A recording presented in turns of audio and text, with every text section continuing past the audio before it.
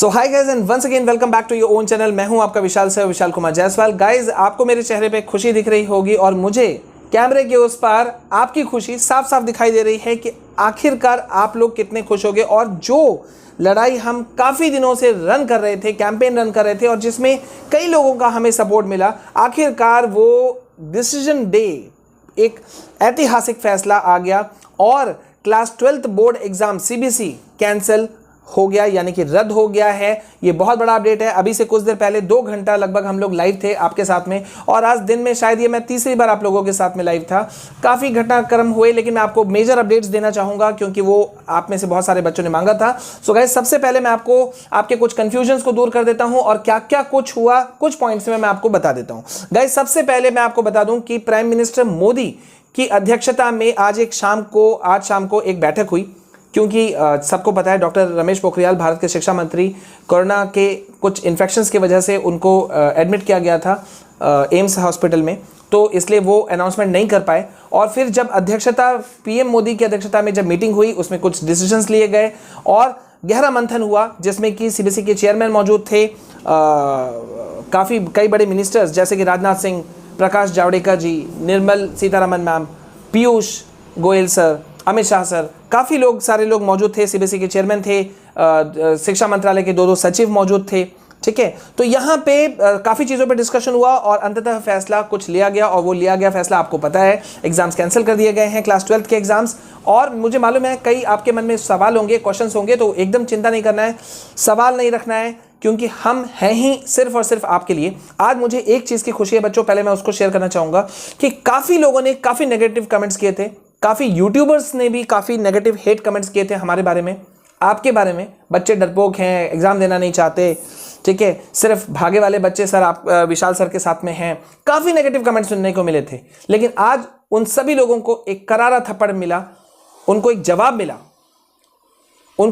मिला कि हम सही थे क्योंकि कोविड के इस पैंडेमिक, इस महामारी में किसी भी हालत में हमें नहीं लगता है कि एक भी बच्चा या कोई भी एग्जाम लिखने के लिए बाहर जाता और अपने लाइफ को खतरे में डालता, खासतौर पे छोटे मासूम बच्चे जिनके लिए अभी वैक्सीनेशन भी नहीं आया है।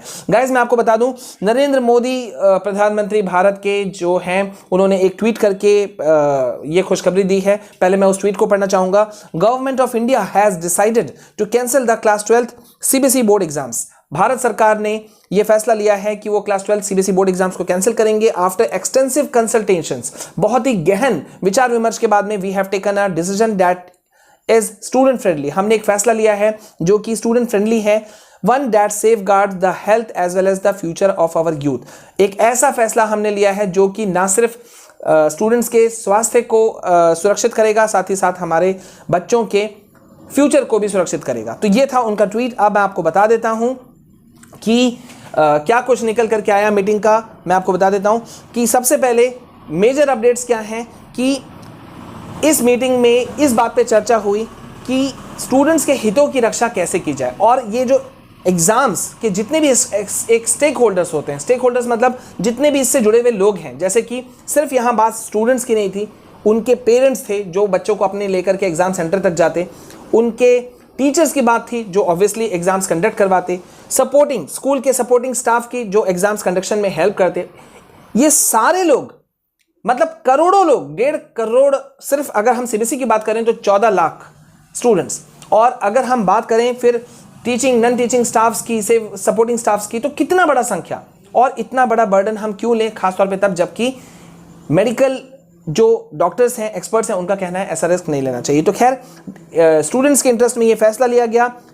प्रधानमंत्री मोदी के अनुसार हेल्थ और सेफ्टी प्राइम कंसर्न था हमारा और उसको फुलफिल करने के लिए स्टूडेंट्स को किसी भी तरह से उन्होंने कहा कि फोर्स नहीं करना चाहिए कि इस स्ट्रेसफुल, इस तनावपूर्ण माहौल में स्टूडेंट्स कोई एग्जाम में शामिल होने का उनके ऊपर प्रेशर डाला जाए, ऐसा बिल्कुल भी नहीं किया गया। अब एक बड़ा सवाल है, काफ़ी बच्चे मुझसे, कुछ बच्चे पूछ रहे थे कि सर जो बच्चे एग्जाम देना चाहेंगे उनका क्या होगा, या जो अपने मार्क्स से संतुष्ट नहीं होंगे। तो पहला तो मैं आपको बता दूं कि मार्क्स आपका तैयार कैसे होगा। मार्क्स तैयार किया जाएगा ऑब्जेक्टिव क्राइटेरियन मेथड के द्वारा।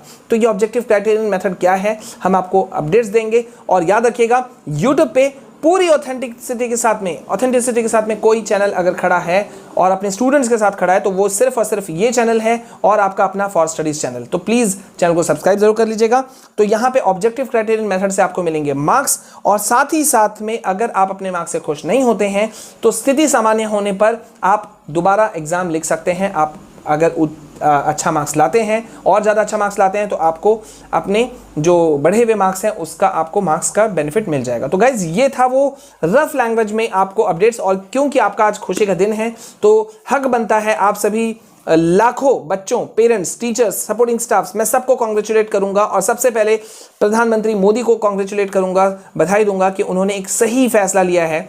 दिल्ली के सीएम अरविंद केजरीवाल सर को मैं थैंक्स कहना चाहूँगा कि उन्होंने डे 1 से सपोर्ट किया तमाम सीबीएसई और सभी बोर्ड के बच्चों को। तो काफ़ी कुछ अच्छा चीज़ निकल करके आया। और गाइज मैं एक और बात यहाँ से कहना चाहूँगा कि अदर स्टेट बोर्ड्स के बच्चे बिल्कुल परेशान नहीं हो, क्योंकि उनके हितों में भी सही फैसला लिया जाएगा। क्योंकि सुप्रीम कोर्ट में एक और केस PIL फाइल हो चुका है जिसमें कि तमाम स्टेट बोर्ड्स, NIS एग्जाम्स, ठीक है, HSC एग्जाम सभी के लिए कैंसिलेशन के लिए और यूनिफॉर्म असेसमेंट मार्किंग स्कीम, एक मार्किंग स्कीम लागू हो, इसके लिए एक PIL दाखिल अनुभव श्रीवास्तव मैम ने कर दिया है। तो ग्रेट न्यूज़।